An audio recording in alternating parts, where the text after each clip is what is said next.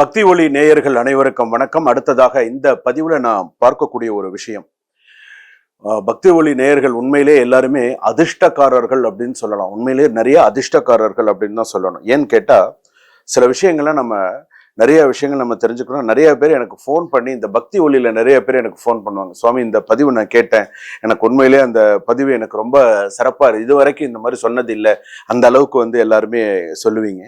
So எனக்கு அது ரொம்ப ஒரு சந்தோஷமா இருக்கும். இந்த பக்தி ஒளியில நம்ம ஒரு புதுசா ஒரு சில விஷயம், ஒரு கான்செப்ட், சில விஷயங்கள் நம்ம சொல்லும்போது அது எந்த அளவுக்கு அந்த பக்தி ஒளி அவங்களுக்கெல்லாம் போறது அப்படிங்கும்பொழுது நமக்கு ரொம்ப சந்தோஷமா இருக்கு. இதுல பாத்தீங்க அப்படின்னு சொன்னா, இந்த பதிவுல நம்ம பார்க்கக்கூடியது, தன்னை நினைக்க இறைவன் கையாளும் முறை என்ன தெரியுமா? இதுதான் இது. தன்னை நினைக்க இறைவன் கையாளும் முறை. ஒரு தெய்வம் ஒரு மனிதன் தன்னை நினைக்கணும் அப்படின்னு நினைக்கிறதுக்கு எப்படி தெரியுமா? துன்பம் என்பது கடவுளால் அனுப்பப்பட்ட ஒரு தூதுவர்னு சொல்லலாம். நீ துன்பம் வரும்பொழுது தானே நீ கடவுளை நினைக்கிற. மித்த நேரத்துல நீ நினைக்கிற, உனக்கு கஷ்டம் வந்துருத்தனால ஓடுற, திட்டு திட்டு திட்டு திட்டுன்னு கோயிலுக்கு போற. அதாவது கோவில் பக்கமே போகாத ஆளு ஒரு சின்ன பிரச்சனைன்னா நீ ஓடுறியா? ஓடி போய் உலகத்துல இருக்கிற என்னென்னலாம் ஹோமம் இருக்கோ எல்லா ஹோமமும் பண்றியா? எல்லாமே பாக்குறியா? அதே உனக்கு அந்த காசு பணம் உனக்கு சில விஷயங்கள்லாம் இருக்கும் பொழுதும் நீ அந்த தெய்வத்தை கொஞ்சமாவது நினைச்சு பாக்குறியா? நினைச்சு பார்க்க மாட்டேன்.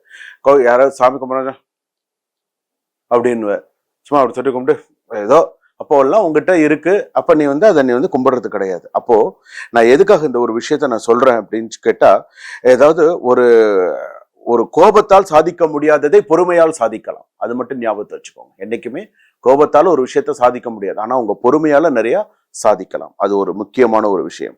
ரெண்டாவது பாத்தீங்கன்னா, தர்மம் ஒரு பொழுதும் ஏழையாக்கப்படுவதில்லை. ஞாபகம் வச்சுக்கோங்க. இந்த ஒரு வரியை கண்டிப்பா நீங்க ஞாபகம் வச்சுக்கணும். தர்மம் ஒரு பொழுதும் நீங்க ஏழையாக்கப்பட மாட்டீங்க. கோவிலுக்கு போனா நம்ம தர்மம் பண்ணணும். உங்களால முடிஞ்சதை ஒரு தர்மம் பண்ணணும். ஒரு சாப்பாடு வாங்கி கொடுக்கலாம். அதுலயும் பாத்திரம் மறிஞ்சு பிச்சை இடணும். நீங்க வாட்டுக்கு எல்லாருக்கும் கொடுக்கறதுல பாத்திரம் மறிஞ்சு பிச்சை இடுறது, முடியாதவங்களுக்கு கொடுக்கறது, அந்த மாதிரி சில விஷயங்கள் அந்த தர்மம் பண்ணது பாத்தீங்கன்னா ரொம்ப விசேஷமானது அப்படின்னு சொல்லுவாங்க. அதே போல பாத்தீங்க அப்படின்னு சொன்னா, அந்த தர்மம் அப்படிங்கிறது அவ்வளவு ஒரு விஷயம். இன்னொரு விஷயமும் உங்களுக்கு சொல்றேன். நண்பனை ரகசியமாக திருத்த வேண்டும், அதே போல வெளிப்படையாக புகழ வேண்டும். இந்த விஷயத்தெல்லாம் நீங்க ஞாபகம் வச்சுக்கணும். அதே போல கோபத்துடன் செயலில் ஈடுபடுவது புயலில் கப்பலை விடுவதும் ஒன்று. நீ கோபத்துல நீ செயல்படுறது, இதை பண்றது ஒண்ணுதான். இன்பமும் துன்பமும் நிலையற்றவை, பயமும் பேராசையும் அதர்ம செயல்களும் இதற்கு ஒரு காரணம் அப்படின்னு நம்ம சொல்லலாம். தோல்வி வந்த பொழுது விடாமுயற்சியுடன் இருத்தல் வேண்டும். தெய்வ வழிபாடு, தெய்வ சிந்தனைகள், தெய்வ விஷயங்கள் எல்லாமே. துன்பம் வந்த பொழுது தைரியமாக இருத்தல் வேண்டும். பதவி வந்த பொழுது பணிவுடன் இருத்தல் வேண்டும்.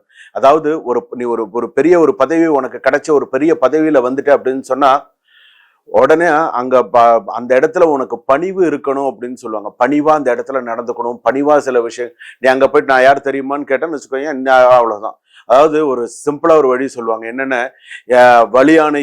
எலியானை வலியான் அடித்தால் வலியோனை இறைவன் அடிப்பான் அப்படின்னு சொல்லுவாங்க. அது மாதிரி ஒரு விஷயம் பாத்தீங்கன்னா, தெய்வ சம்பந்தப்பட்ட ஒரு பணிவுடன் இருக்க வேண்டும் அப்படின்னு சொல்றது.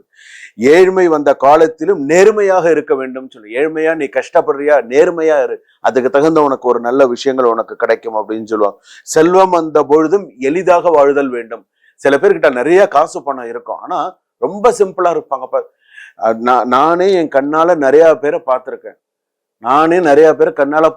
அவங்க பாத்தீங்கன்னா கோடி கணக்குல அதாவது அவங்க நினைச்சா எப்படி வேணாலும் வாழ்க்கை வாழலாம், எப்படி வேணாலும் இருக்கலாம்.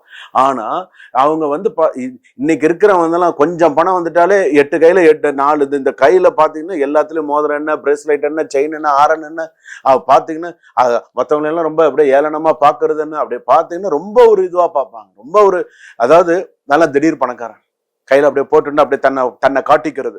ஆனா சில பேர் பாத்தீங்கன்னா இருந்தும் காட்டிக்காதவர்களா இருக்காங்க.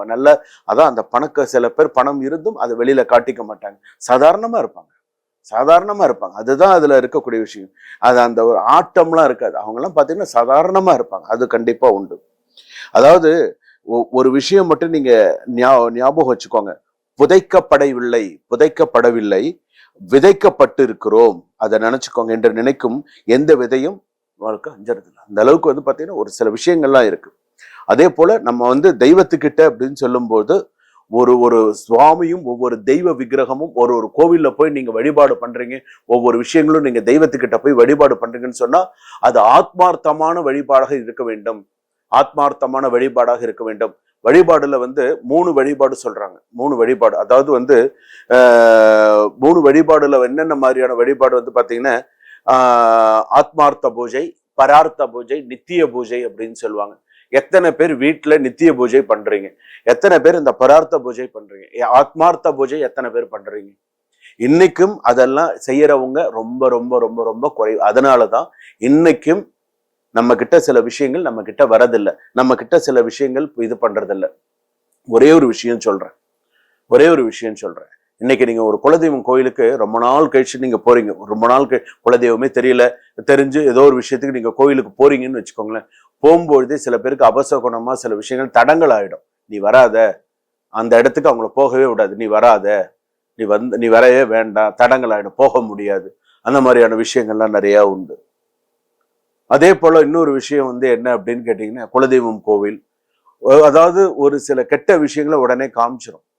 இது உனக்கு சரியா இல்லை, இது பண்ணாத, இது சரியா வராது அப்படின்னு காட்டக்கூடிய சில விஷயங்கள்லாம் இருக்கு.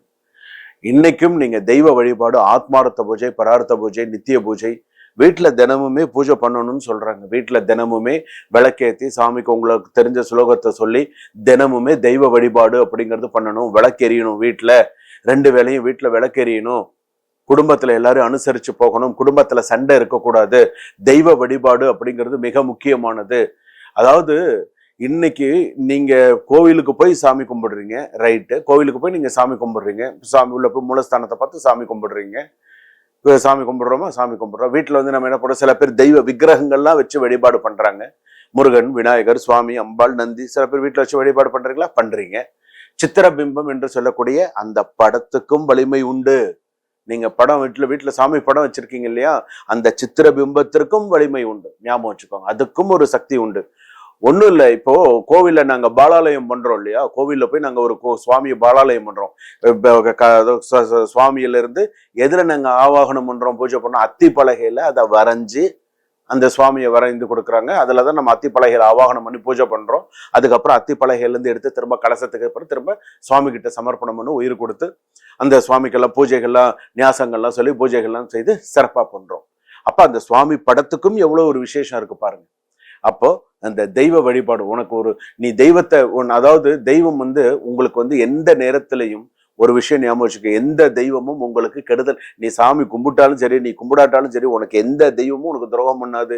எந்த தெய்வமும் உன்னுடைய கருமாப்பலன், உன்னுடைய சில விஷயங்கள் உனக்கு நீயா ஏதாவது செஞ்சுட்டாதான் உண்டு. ஆனா தெய்வம்ங்கிறது உனக்கு வந்து நீ ரொம்ப ஆடின்னு இருக்குன்னு வச்சுக்கோங்க, உனக்கு ஒரு துன்பம் கொடுக்கும்போது உனக்கு அதோட கஷ்டம் தெரியும். ஆஹா, நமக்கு ஏதோ ஒரு கஷ்டம் இருக்கு, அப்பதான் நீ டக்குன்னு கோவிலுக்கு போற, வழிபாடு பண்ற, எல்லாம் பண்ற. சரி, ரைட்டு. அப்படி இல்லை, நீ வழிபாடு பண்ணும் பொழுது நீ உனக்கு ஒரு கஷ்டம், உனக்கு ஒரு துன்பம் அப்படிங்கிறது, நீ உன்னுடைய மனதும் உன்னுடைய சில விஷயங்களும் சரியாக இருக்க வேண்டும்ங்கிறதுக்காக இறைவன் கொடுத்த ஒரு விஷயம் அது. அந்த இறைவனுக்கு தெரியும் உனக்கு எப்ப சந்தோஷத்தை கொடுக்கணும், எப்ப துன்பத்தை கொடுக்கணும், நீ எப்ப நல்லா இருக்கணும், எப்போ உனக்கு அதுக்குதான் நம்மளுடைய ஜாதகம் சில விஷயங்களை நம்ம சொல்றோம்.